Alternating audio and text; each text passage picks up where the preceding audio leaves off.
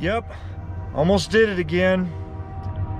This gets old twice in 1 week. You might want to go get something to eat and something to drink. This might devolve into a rant.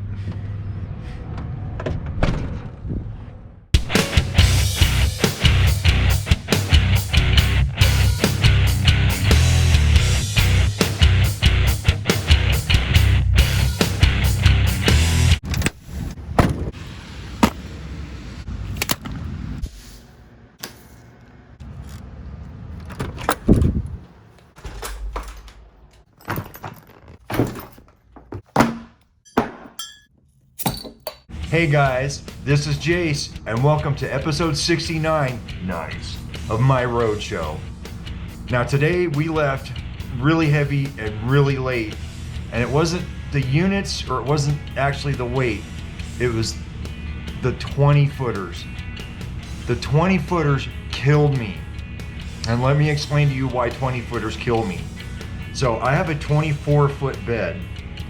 Ordinarily, most of the longest units are 16 feet. So if you put a 16-foot unit and it lines itself out, then you've got what? 8 feet on the tail. Now what I like to do is, because you can hang stuff up to 4 feet off of the tail, I like to put all of my 10s on the tail and all of my 16s on the front. So I have two piles of 16s and 2 piles of 10s on the tail. Now, because there was units of 20s, I can't do that, because now there's only 4 feet of room, and I'm not allowed to put anything that where half of the unit is teetering on the edge of the bed. So I could put nothing on the tail today. So everything was stacked up super high. But one of the other problems that I had loading my truck this morning was, not only did I have to Tetris everything in with all the 20s, but I also had a 48-inch unit. Now ordinarily 48-inch units aren't like that big of a deal, but if you had 2 of them together like this, my bed is precisely 96 inches wide. So if you put 2 48s together and you don't get them perfectly, like just perfectly stuffed in there, then a little bit on either side is gonna hang off. And if you get inspected in Dumont and they pull you out and they say, well, you know, this is hanging off the edge, so you have to cut that unit open and stack a whole row of whatever boards is hanging off of the side and put it on top. And it's like, I keep telling these yard guys, do not make 48-inch units, but of course I had one. So I had to like mash it in there and like do all this other crap, and it was ridiculous. So yeah, I tighten everything down. I finally get going, and I get some fuel, and I go through the scale in Dumont, and nobody pulls me out.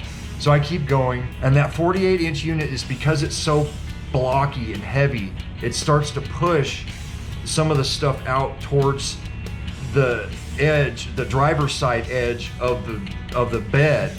And I went around one of those switchbacks, and I literally looked in the mirror and saw my whole tail end just go like this.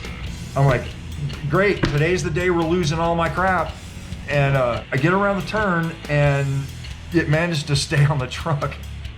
That was the second to last switchback on the mountain, because when I went around the last switchback, it actually kind of shifted back where it needed to be. And then I thought to myself, well, you know, I'm gonna stop here and strap it down some more, because I don't have a machine to push everything.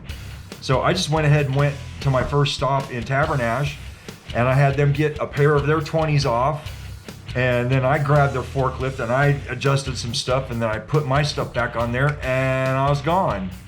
I mean, it wasn't that big of a fix, it just freaked me out. So that took some time. So I consider my first stop a time vampire. And then I get to my second stop in Granby, truck in, a truck out, and then me. And it's like, really, dude, like I can't, like I'm late. Like, how is it where the later I am, the more time vampire-y my time vampires get? I don't get it. Like, I just don't, I can't figure it out. So I'm there about 20 minutes, and a truck pulls out, and another truck, the truck in front of me pulls into the yard.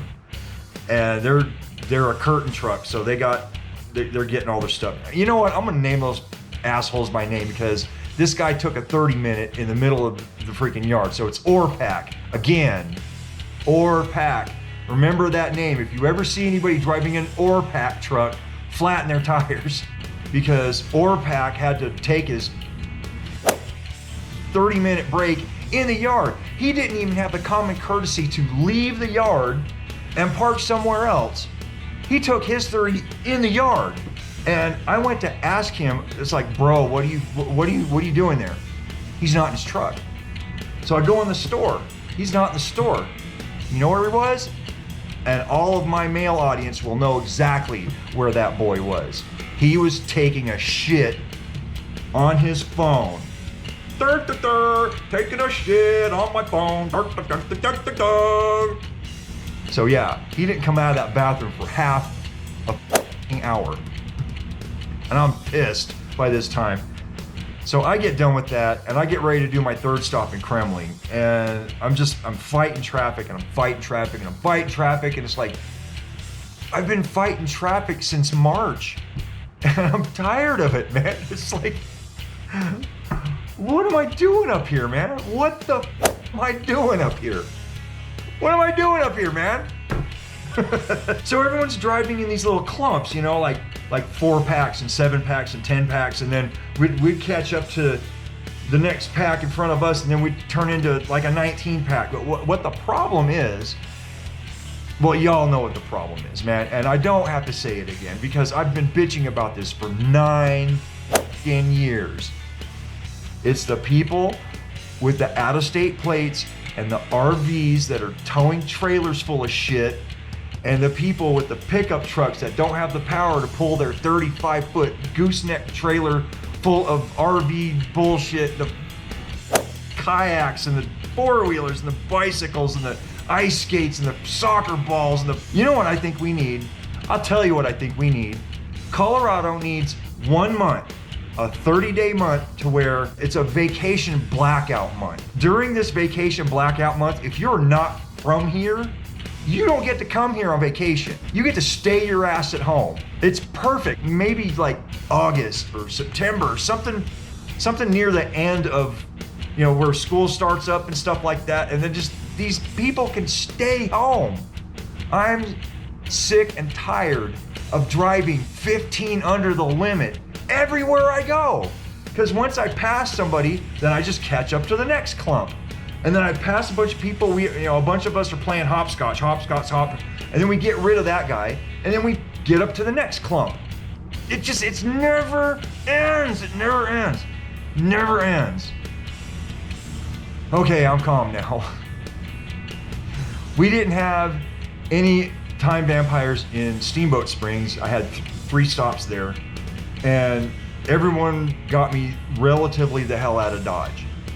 Now, because I had been waiting for so long for an order in the yard, and because it took me half an hour in Tabernash, and it took me an hour in Granby, I've got 3 hours and 10 minutes left on my clock. Like my whole clock. That's drive, break, and shift. Like, there's no getting around that. At least on Monday, I could have taken a half-hour break and then kept driving for like 5 hours or whatever the clock said. Today, all 3 rings were at 3:10 when I left Steamboat. And you have to have 3 hours to get from Steamboat to here in Clifton, or you're boned. And as you saw by the intro, I cut it close again. And I don't like doing that. I hate cutting it that close.